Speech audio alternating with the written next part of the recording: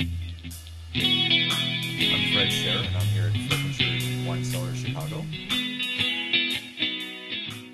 Well, it's interesting that as a grape ripens, evidently the tannins or phenolic materials, there's a constant turnover. So if you have, at least of the things that have been commonly analyzed, you might have 8 or 10 different type of coloring compounds, and that's just all, in the pigments themselves.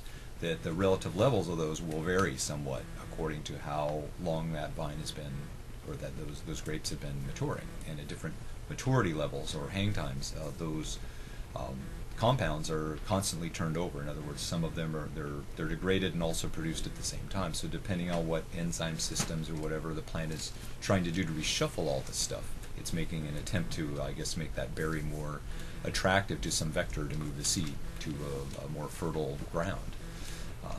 So what typically happens as a grape ripens is you have very angular things that are a repellent to something to eat the grape.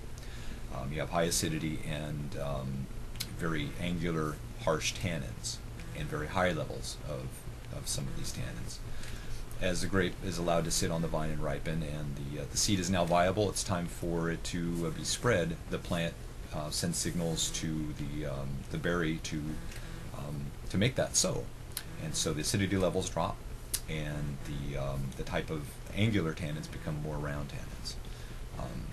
So essentially, the longer you leave the grape on the vine, the more, from the balance standpoint of wine, you're going to have more round type things and less angular things. And our job as winemakers is to hopefully harvest the grapes at the point where both flavors and the balance of angles to round are what we're looking for.